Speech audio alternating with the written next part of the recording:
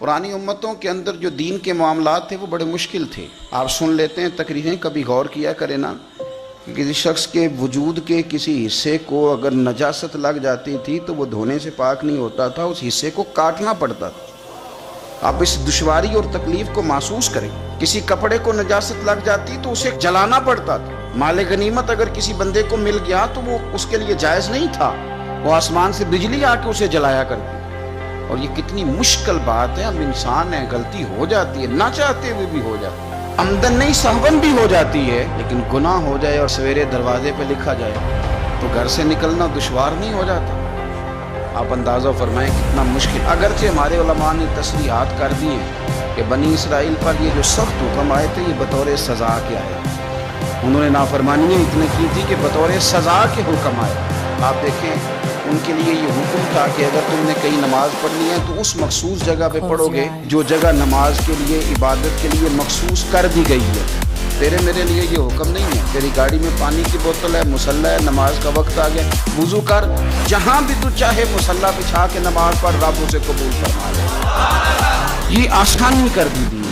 لیکن ہمارا یہ حال ہے کہ اتنے آسان دین پر بھی لوگوں کے لیے عمل کرنا مشکل ہے. آپ کسی بندے سے پوچھیں کہ دین تو کہتا بڑا مشکل کام ہے. مثلا کیا مشکل ہے؟ وضو کرنا، نماز پڑھنا، عبادت کرنا، کیا مشکل محسوس ہوتا ہے؟ یعنی سخت سردیوں میں گرم پانی سے وضو کرنے والا بھی کہتا ہے دین بڑا مشکل ہے. یعنی مسجد کے اندر گرم پانی کا انتظام موجود ہے، ہیٹر چل رہے ہیں، ہر آسانی موجود ہے، مشکل صرف سویرے فجر میں آنکھ کھولنا.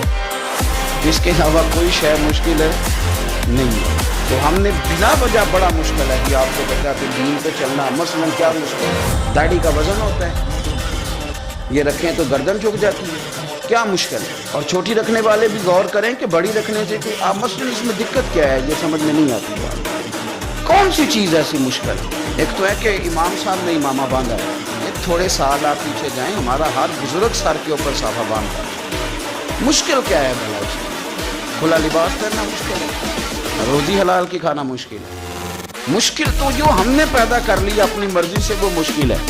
ورنہ دین تو بڑا پیارا ہے جو میرے رسول پاک نے عطا فرمایا. بڑا میٹھا ہے، بڑا خوبصورت ہے، بڑا ذوق والا ہے، بڑا پیار والا ہے. امام صاحب کی شکایت آ گئی ہے کہ ہم نے مسجد میں نہیں رکھنا. کس وجہ سے؟ کہتے ہیں یہ عصر کی پہلی 4 سنتیں نہیں پڑھتا، عشاء کی پہلی 4 سنتیں نہیں پڑھتا. تو بھائی اگر یہ ضروری ہوتی تو اللہ اسے فرض قرار دیتا. جس کو رب نے فرض نہیں قرار دیا تو کیوں فرض قرار دے رہا ہے؟ مفت میں تو فرض قرار دے رہا ہے. تو یہ رویہ ہمارا ائمہ مساجد کے ساتھ بھی ہے، پیر صاحب کے ساتھ بھی، اور گھر کے بوڑھوں کے ساتھ بھی یہ رویہ ہے. یہ بندہ بوڑھا ہے، بالکل یہ روٹی نہ مانگے، نیا کپڑا نہ مانگے، گھر کے کونے میں رہے، کیونکہ یہ غلطی ہے اس کی کہ بوڑھا ہو گیا. ہم جان بوجھ کر وہ مشکلات کیوں پیدا کر رہے ہیں جو رب رسول نے پیدا کی؟ قصداً ان چیزوں کی طرف توجہ کیوں کرتے ہیں؟ دیکھو عبادت بڑی اچھی بات ہے نا. پیر صاحب بھی وہ والے آج کل لوگوں کو چاہیے ہوتے ہیں جن کو جا کے زبردستی مصلی سے اتارا ہے. وہ والے پیر صاحب لوگوں کو درکار ہوتے ہیں ہر وقت. اور میں نے دیکھے ہیں کچھ لوگ اس طرح کے ہیں، بڑی پگڑی باندھو، اس کے اوپر ایک چادر بھی لو اور کسی کونے میں بیٹھ جاؤ، اور جب کوئی ملنے آئے تو تسلیم پکڑ لو، تو اس سے ذرا پیری مردی صحیح چمکتی ہے کہ کیا بات ہے.